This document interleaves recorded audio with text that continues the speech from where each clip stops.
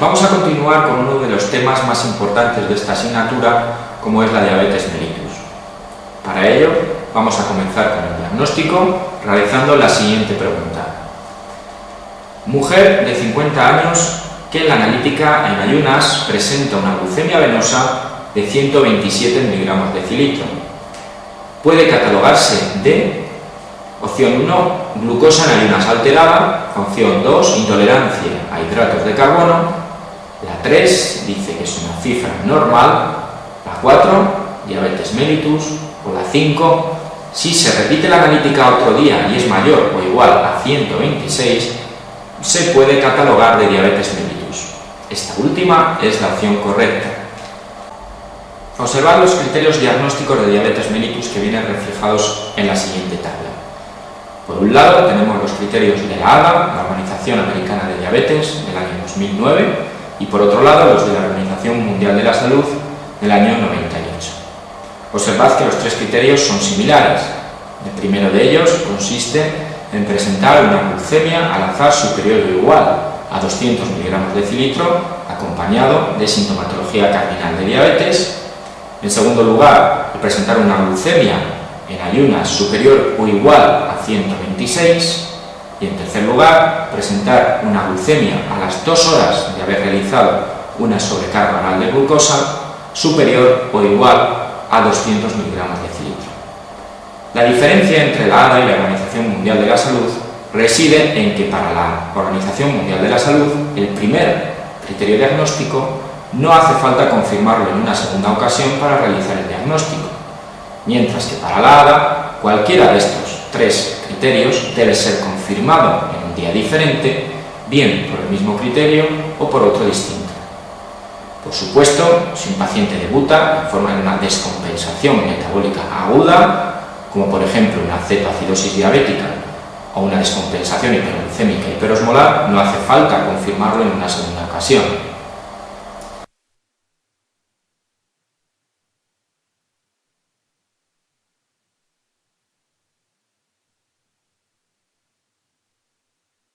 Otro concepto que tenéis que conocer en relación a los diagnósticos de diabetes es a lo que se denomina glucemia alterada en ayunas o bien intolerancia a los hidratos de carbono. ¿En qué consiste cada uno de ellos? La glucemia alterada en ayunas consiste en presentar en ayunas una cifra de glucosa entre 100, cuidado, y 125, mientras que la intolerancia a los hidratos de carbono se define como la presencia de una glucemia entre 140 y 199 a las 2 horas de haber realizado una sobrecarga oral de glucosa.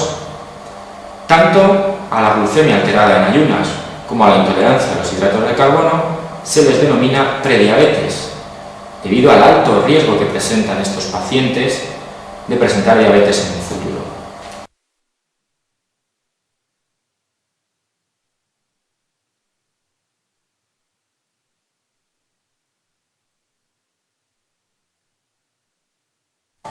En cuanto a la clasificación de la diabetes mellitus, cuidado porque existen muchos tipos, no únicamente la diabetes tipo 1, de carácter autoinmune, y la diabetes tipo 2. Fijaos cómo existen formas más raras, pero que tenéis que tener en cuenta de diabetes, como por ejemplo la que se describe en el siguiente caso clínico. Varón de 23 años con glucemias de ayunas repetidas en torno a 300 miligramos decilitro, que no presenta cetonuria y que en su familia presentan diabetes conocida a su padre y abuelo desde la juventud, tratados con sulfonilureas. ¿Qué tipo más probable de diabetes presenta el paciente? Las opciones son diabetes tipo 1, diabetes tipo 2, diabetes secundaria a fármacos, diabetes secundaria a feopromocitoma o por último la diabetes MODY. Pues bien, la respuesta correcta efectivamente es esta última, es la diabetes tipo MODY. De la diabetes tipo MODY tenéis que conocer en primer lugar que será de forma autosómica dominante. Hasta el día de hoy existen 6 tipos de diabetes MODY diferentes. La más frecuente es la tipo 2 en niños, mientras que la tipo 3 es más frecuente en adultos. Esta diabetes se caracteriza por afectar al paciente en edades precoces, es decir, por debajo de los 25 años. Cuando tengamos un paciente con diabetes, sea menor de 25 años, siempre se debe sospechar en primer lugar que se trate de una diabetes tipo 1, Pero en la diabetes tipo MODY, a diferencia de esta otra diabetes, los pacientes no tienen déficit de insulina. De hecho, lo que presentan es una alteración en la secreción de insulina.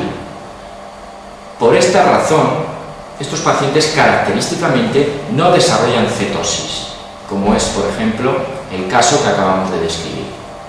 Luego, otro dato muy importante es que para su diagnóstico es obligatorio el hecho de que existan 2 generaciones en la misma familia de pacientes afectos de diabetes en edades precoces, cosa que evidentemente no sucede en la diabetes tipo 1.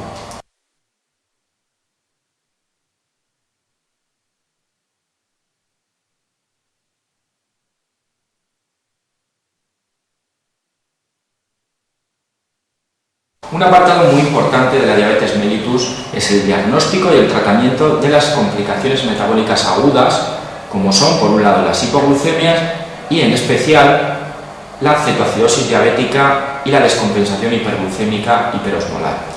Las diferencias entre el hiperosmolar y la cetoacidosis vienen descritas en la siguiente tabla. En cuanto a la mortalidad, observar como es muy escasa en la cetoacidosis diabética, en torno o inferior al 1%, mientras que en el hiperosmolar puede alcanzar hasta el 15%. En relación a los requerimientos de insulina, recordad que la administración de insulina rápida intravenosa es la medida a adoptar más importante en el manejo de una cetoacidosis diabética, mientras que en el hiperosmolar no es absolutamente necesario, aunque se suele realizar. En cuanto a la administración de suero salino, es muy importante en el manejo de una cetoacidosis diabética. Recordad que cuando la glucosa descienda por debajo de 300-250 miligramos de decilitro se debe administrar suero glucosado por el riesgo de hipoglucemias, mientras que en el hiperosmolar, muy importante, es la medida fundamental en el manejo terapéutico de esta entidad.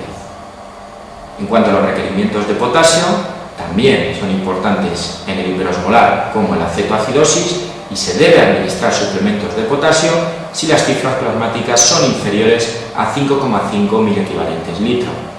Se puede esperar la administración de potasio si el paciente presenta insuficiencia renal aguda o si las cifras de potasio son superiores a 6. En cuanto a la administración de bicarbonato, cuidado porque eso es una diferencia en el manejo de la cetoacidosis y el hiperosmolar. En el caso de la primera, se debe administrar bicarbonato cuando el pH sea inferior a 7 únicamente, mientras que en el hiperosmolar se recomienda cuando aparezca un pH inferior a 7,2 o coexista la acidosis láctica. Recordad, un paciente con diabetes tipo 2 no tiene déficit de insulina, por lo que en caso de presentar una acidosis metabólica, lo más lógico es que presente una acidosis láctica, no una cetoacidosis.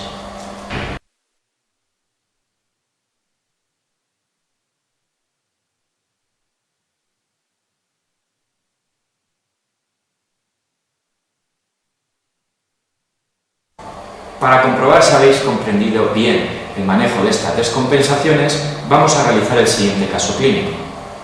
Nos dice, paciente de 20 años que acude al servicio de urgencias por náuseas, vómitos y malestar general.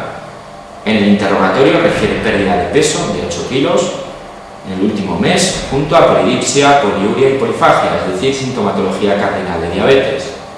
En la analítica presenta creatinina de 1,8, sodio de 122, potasio disminuido de 3 miliequivalentes litro, glucemia elevada de 650 miligramos de decilitro, con pH de 7,1, bicarbonato 14 miliequivalentes litro, es decir, tiene una acidosis metabólica, con cetonuria positiva. La pregunta sería, ¿cuál será el tratamiento inicial adecuado? Tenéis que tener claro, por un lado, que el diagnóstico de lo que presenta el paciente es una cetoacidosis diabética. Entonces, el manejo más importante sería la administración de insulina rápida intravenosa. También se debería dar suero salino y, por supuesto, potasio, pero no bicarbonato, dado que el pH es de 7,1. Luego, si analizáis las opciones, la correcta será la número 5, suero salino 0,9%, más insulina rápida 8 unidades a la hora, más potasio 40 miliequivalentes.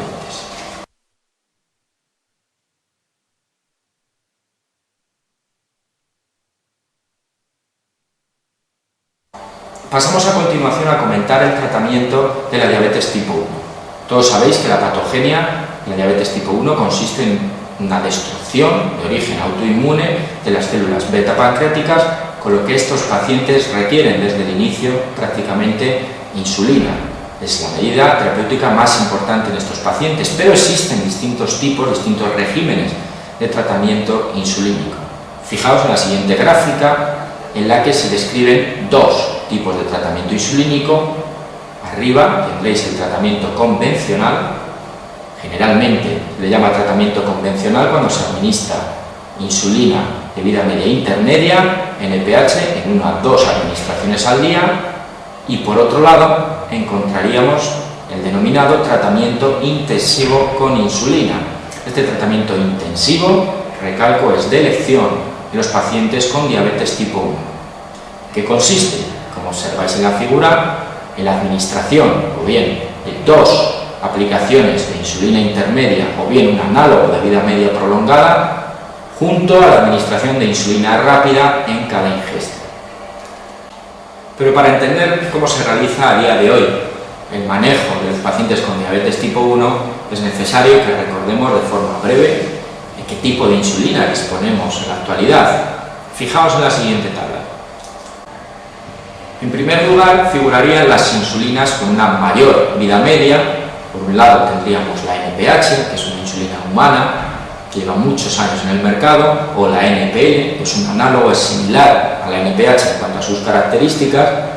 Y por otro lado tendríamos análogos de vida media prolongada, como serían la insulina Detemir y la glargina.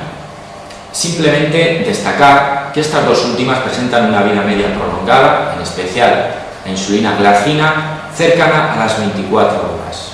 Y como observáis, no presentan ningún pico en su absorción, por lo que, a diferencia de la NPH, las hipoglucemias con este tipo de insulinas son mucho menos frecuentes. Por otro lado, tendríamos las insulinas de acción rápida.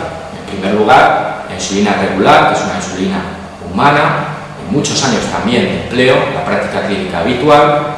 Y por otro lado, los análogos de acción ultra rápida, que son la insulina Lispro, la insulina aspártica y la insulina glulisina.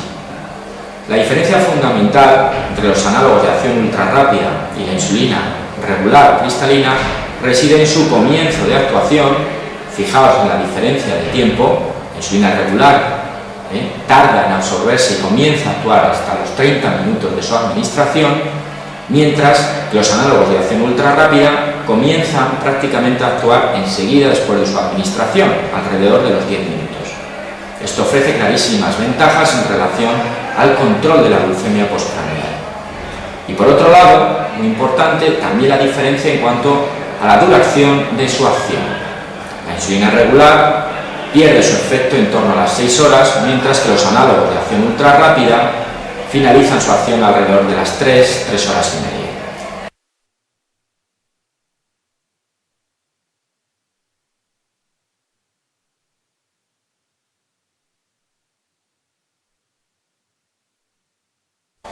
Una vez conocidos los distintos tipos de insulina y el tratamiento más apropiado a emplear en un paciente con diabetes tipo 1, vamos a realizar el siguiente caso clínico.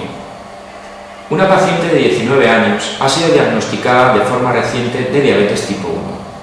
Señale cuál de los siguientes tratamientos le parece más apropiado. La opción 1 sería insulina regular en desayuno, comida y cena. La opción 2, insulina glargina antes de acostarse más insulina Lispro en desayuno, comida y cena. La opción 3, insulina regular y NPH en desayuno y cena. La opción 4, insulina Detemir en desayuno y cena más insulina aspártica en la comida. Y la opción 5, infusión subcutánea continua de insulina Lispro. Pues bien, conociendo que el tratamiento de elección se intensifica en pacientes con diabetes tipo 1, la respuesta correcta es la número 2. Es decir, se administraría una insulina con vida media prolongada, un análogo de acción prolongada como es la insulina glargina antes de cenar, y luego cada vez que el paciente ingiere, es decir, en desayuno, comida y cena, se administraría un análogo de acción ultra rápida.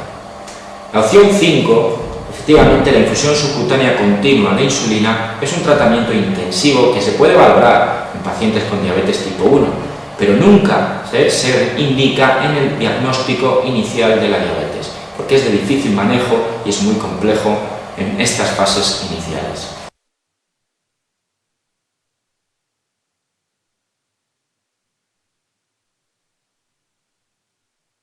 ¿Y cómo se realizarían los ajustes de insulina en los pacientes con diabetes tipo 1? Vamos a analizar el siguiente caso clínico. En la revisión de la paciente del caso anterior se observan los siguientes resultados de glucemia capilar. Antes del desayuno presenta glucemias entre 180 y 220 miligramos de decilitro. Después del desayuno entre 230 y 270 miligramos de decilitro.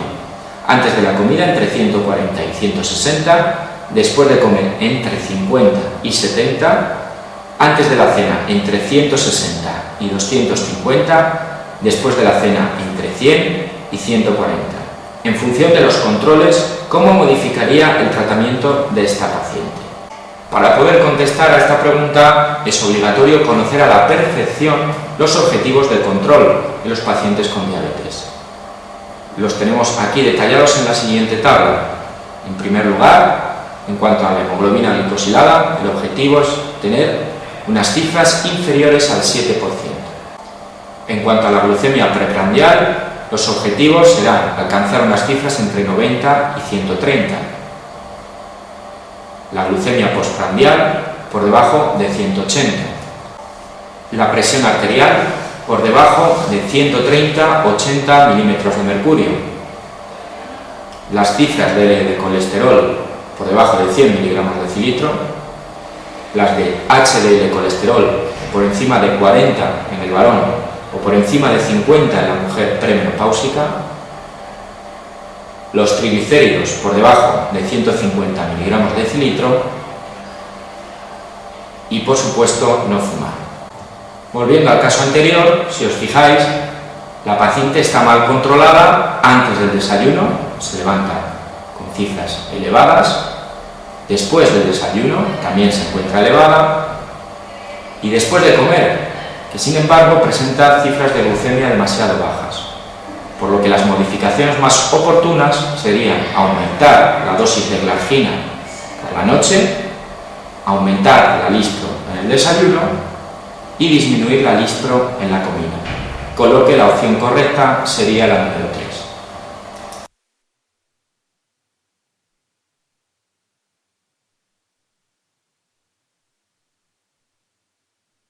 Pasamos a continuación a explicar el tratamiento de la diabetes tipo 2 y para ello vamos a analizar el siguiente caso clínico.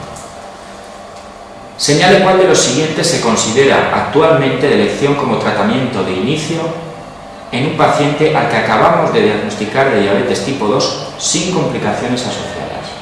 En primer lugar, estaría la mezcla de insulina rápida y NPH en desayuno y cena más rosiglitazona en un paciente obeso. La opción 2 sería acarbosa y repaglinida en un paciente con hemoglobina glicosilada de 9,2%. La opción 3, metformina en un paciente con obesidad e insuficiencia respiratoria en tratamiento con oxigenoterapia crónica domiciliaria. La 4, en general lo recomendado es iniciar tratamiento con ejercicio, dieta y metformina. Y la 5, glimepirida en un paciente con normopeso e insuficiencia renal crónica. Pues bien, tenéis que conocer que el algoritmo terapéutico de la diabetes tipo 2 ha sido modificado de forma reciente, a principios de año. Observad con atención el manejo terapéutico de los pacientes con reciente diagnóstico de diabetes tipo 2 en este esquema. En primer lugar, ante cualquier paciente con reciente diagnóstico de diabetes tipo 2, debe seguir tratamiento con dieta, modificaciones del estilo de vida y se debe asociar de entrada metformina. Si el paciente con estas medidas no se controla, es decir, la hemoglobina glucosilada es superior al 7%, fijaos como las terapias más validadas son las que figuran en el esquema en la parte de arriba, que serían por un lado asociar un segundo fármaco que sería una sulfonilurea y por otro lado asociar insulina nocturna, bien NPH o bien un análogo de acción prolongada. En caso de que con estas medidas tampoco se controlara el paciente y presentara una hemoglobina glicosilada por encima del 7%, se consideraría la opción más apropiada el intensificar el tratamiento insulínico. Estas, insisto, serían lo que consideran los autores las terapias más validadas. Abajo están descritas las terapias menos validadas, pero que también se pueden aplicar. Como terapias menos validadas, si el paciente no se controla con dieta, ejercicio y metformina, figurarían por un lado la pioglitazona y por otro lado los análogos del GLP-1. En caso de que tampoco se controle con estas medidas, la siguiente opción terapéutica podría ser, en el caso de las glitazonas, asociar un tercer fármaco, que sería una sulfonilurea, y en el caso de los análogos del GLP-1 deberíais pasar a la insulina.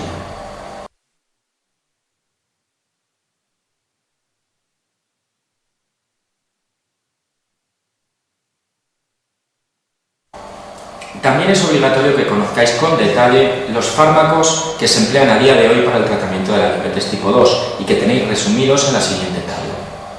En primer lugar, encontraríamos a las sulfonilureas.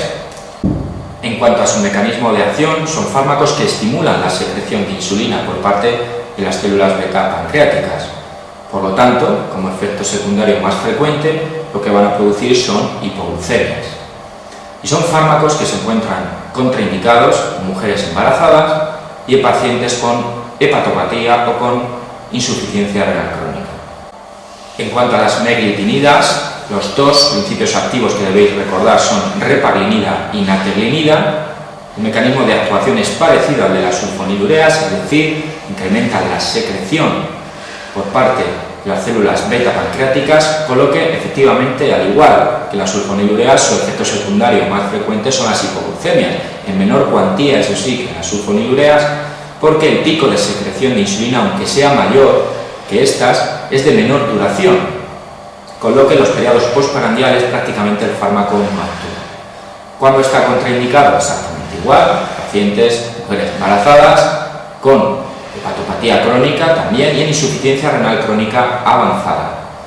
Sobre todo, a diferencia de las sulfonilureas, se encuentran indicadas para el control de la glucemia postprandial.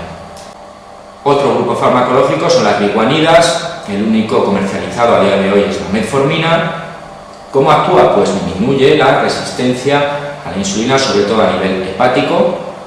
Es un fármaco que como efectos secundarios más frecuentes son gastrointestinales, molestias abdominales, diarrea, y como efecto secundario muy típico pero muy raro sería la acidosis láctica. ¿Cuándo está contraindicada la metformina? En aquellas situaciones en las que exista un riesgo de presentar acidosis láctica. Y cuando está indicado, como veis de entrada, ante el diagnóstico de una diabetes tipo 2, si no existe contraindicación para su empleo.